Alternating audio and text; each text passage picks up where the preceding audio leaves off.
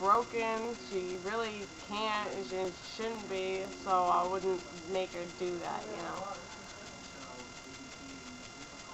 Yeah, good point. Instead of just, and I explained to him, I said, what I do when you have the kids is none of your business anyways. I said, I don't ask you what you're always doing while I'm watching your kids. And he's like, yeah, whatever. And, he laughed. I was like, alright. So, by like 11 o'clock, I had been trying to call Pete and Rob, and there's no Rob.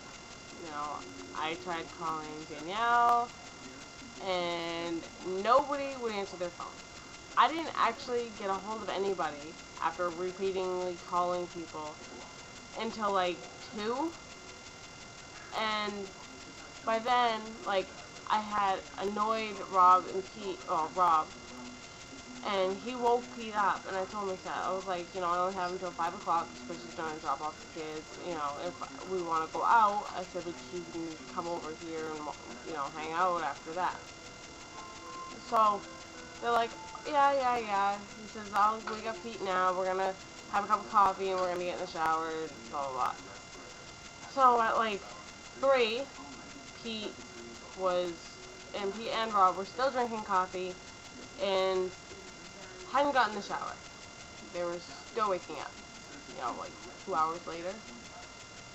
And so by like, 4, they finally start getting in the shower, and 4 o'clock. I'm not going to be able to go out now, but they can still come over and hang out. And they knew that.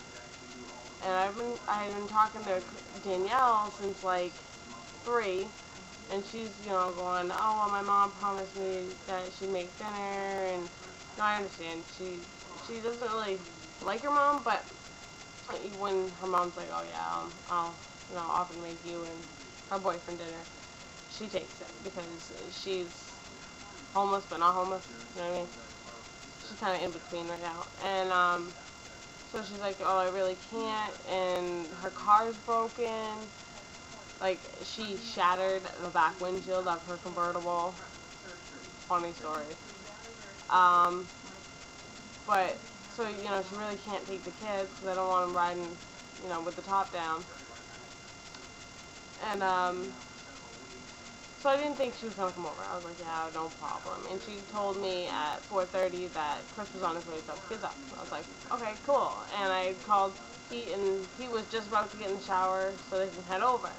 Well, Chris gets here with the kids, and he drops them off. And then I had to go up to the grocery store to get some things. And I called, worrying the whole time that, Pete and Rob were going to show up while I was gone. So I was, like, in a real big hurry. That and Colleen was back here with 3 kids, which is hard.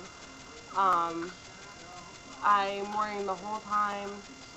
And so I called them when I got back, and I was like, where are you guys? What are you doing? And figuring they'd tell me, oh, we're on our way. We're going to be there in, like, 2 minutes. No. They were at the mall, right where I wanted to be, at Hot Topic, my favorite store.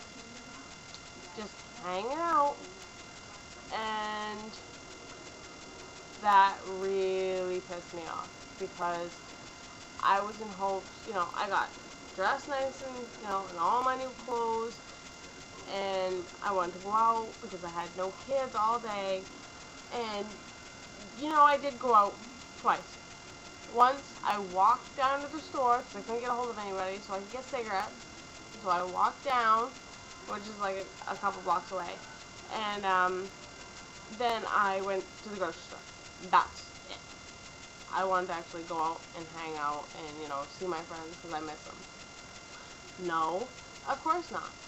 Today, it felt like everybody was against me. Like I was some bad thing. And, last night, I slept, and I didn't realize I said this, because Pete and Rob came over last night, which was really fun. We had Jello shots. It was awesome. And it was so